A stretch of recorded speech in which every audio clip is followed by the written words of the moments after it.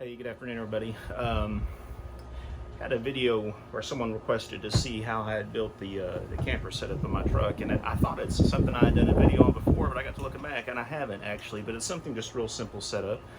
And also, let me apologize in advance. I'm filming this out in my driveway, and if you hear birds or traffic or kids playing or something like that, just typical neighborhood noises. But yeah, I wanted to shoot a quick video just to show this. It's not going to be a real long video, just to kind of show you the setup and how I did it and everything.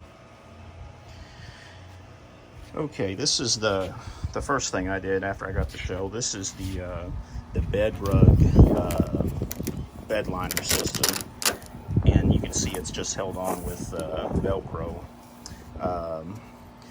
The system that I actually put in here was see, they have it where it carpets the entire bed. It goes up in here and the sides and the front, the bottom, and then it comes out here over the tailgate like you see. That one was about, gosh, I want to say it was about $400 or something like that when I priced them out. And honestly, I didn't want to spend that much. So what I went with is just the one that covers the bottom of the bed and the tailgate, and it has the little flap section here. I wanted that to help keep dust out of here. And I'm thinking, I think it was only about $200, $199, $189 or something like that for the whole mat assembly. Now, another big plus a lot of people don't know about these bed rugs is they have a foam liner on the bottom of it. So, you know, the tailgate, the bed as normal has got the ridges in it from Toyota. This makes it a lot easier on your knees for getting in and out and stuff like that on the camping end of it. So yeah, adding that bed liner was really the first thing that I did. And then the bed platform is super simple and easy. Basically, it's just a sheet of 3/4 inch plywood, and I just use some little pieces of stud for legs.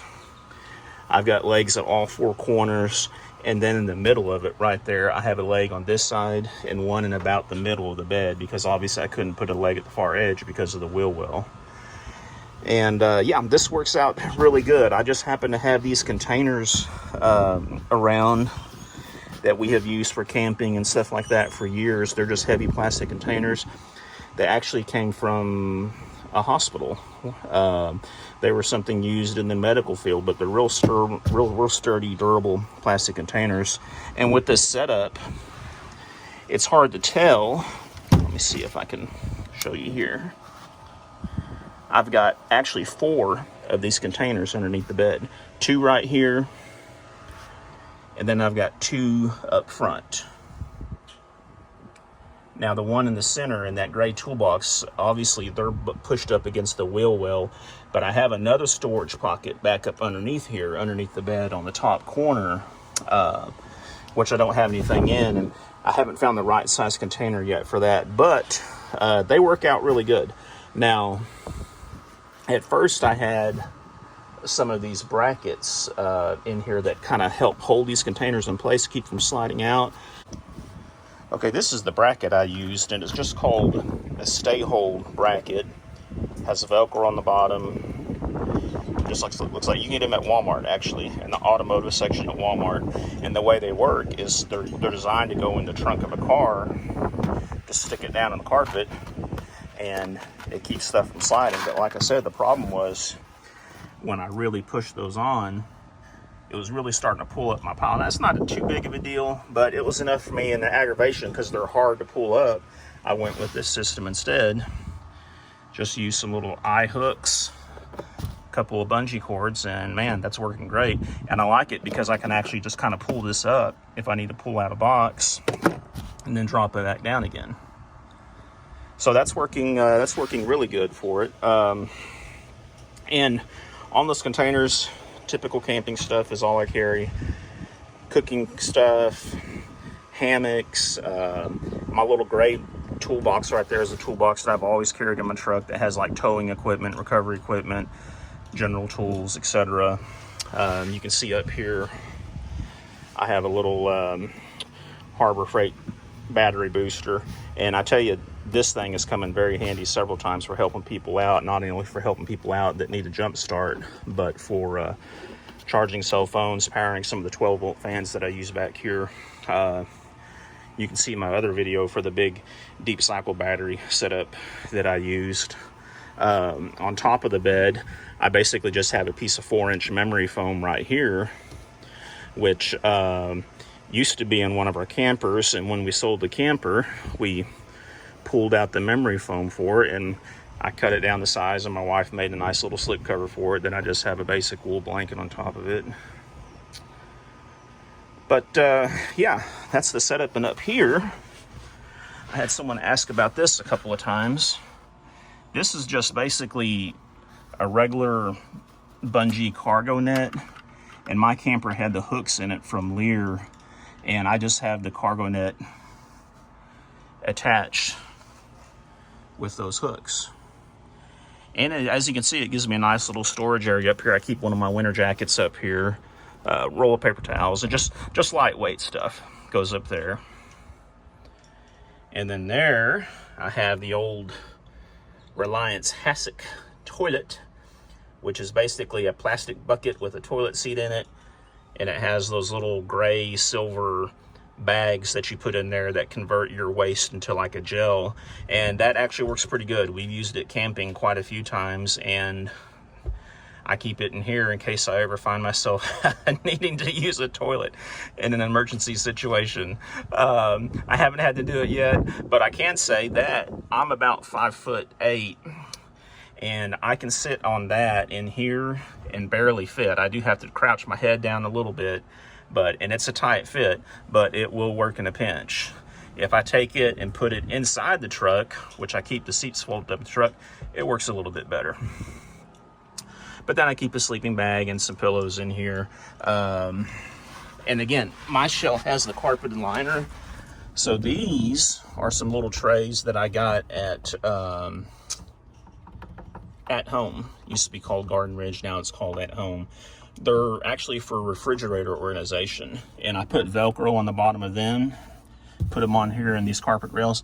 They work great. As a matter of fact, if I get these up, it's best for me to get like a plastic scraper and wedge up in here and slowly take up this Velcro from the edge, because that Velcro holds so hard on these things, it'll pull the carpet up from the where it's stuck to the fiberglass shell.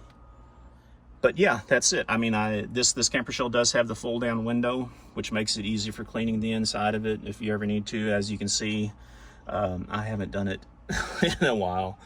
But yeah, that's pretty much it. So let me back out again here. These are a couple of other things that I keep up in here. I always have these little streamlight lanterns, and man, let me tell you what, I need to do a review on these just in an own video, but these are excellent lanterns. I think they use 3D batteries, if I remember right. And I've been using these for 2 or 3 years and still on the original batteries.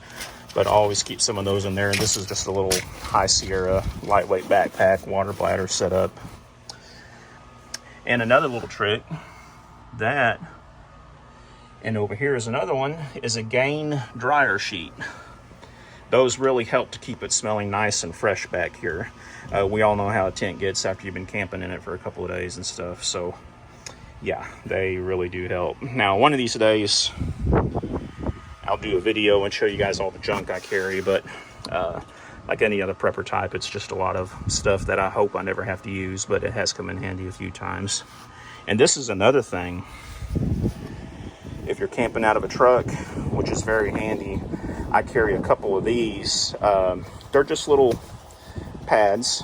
It's designed for flooring, but to have a couple of them in here, I can take them out, throw them down on the ground to step on them when I get out of the camper.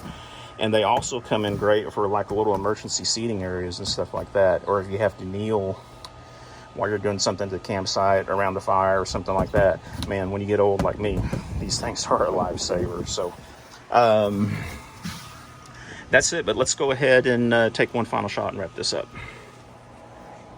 You know, one other thing I wanted to show you too that I have put in there is this. This is Extruded Solutions Ultimate Tailgate Seal. Basically what this is kind of like a peel and stick seal that you use on trucks around the edges of the tailgates like this. You can see how that's put on there. And then I have it kind of shaped and bent around here. And my seals on my camper actually have already started to deteriorate, so I put some of this this extruded seal up here, and so far it seems to be working pretty good. But I noticed one day when I was sitting in the camper with the tailgate shut that you could see light along these edges, and that's what this seal does. It pushes up against this portion of the tailgate to seal it. And then I put an extra piece right here per their instructions on the Tundras. And you can see where that's pushing in right here, just to help keep everything sealed up really good. Before I put this sealant on, in a real heavy rain, for some reason, my blanket was wet over here one time. I think it was because I had ran this through a car wash, or not the car wash, but I had just washed it that day before, and I noticed that, and I think maybe some water got up underneath here. But, you know, on something like this, I understand it's not going to be 100% waterproof, but, you know, I do want it to where this stuff doesn't get all wet and everything in here. And it's not, you know, it's actually, you know, I've never seen any water up towards the front. Just that one time back over here in the corner did I get a little bit. And I think that's just because of the way I had the truck parked, the angle of the rain. It was just kind of a perfect storm type thing. And I noticed this is starting to split a little bit right here. When I had this installed, you know, this seal's hanging way down. It's like, man, is that supposed to be like that? And the guy's like, oh yeah, well, it'll wear in and stuff like that. Well, what basically is going to happen, I think it's just going to wear off. So I'm probably going to try to put something on here to keep this from tearing anymore. But I'm sure Leer would honor that with a warranty, or my local installation place would, if something really happens to it. But anyway, yeah, just wanted to show that real quick. This is pretty good stuff. It's a little pricey. I think it was about 24 bucks for 10 foot. I believe is what came with it. Got it on Amazon, so yeah, well worth it. Okay guys, yeah, again, I just wanted to shoot a real quick video to kind of show you the setup that I have out here. I do want to make one more comment. You know, a lot of people use those drawer setups, and I think those are awesome. Those are great. But when you're a big guy like me and you have a camper shell that's only cab height, it makes it a little tight fitting in this area, getting up there trying to do stuff.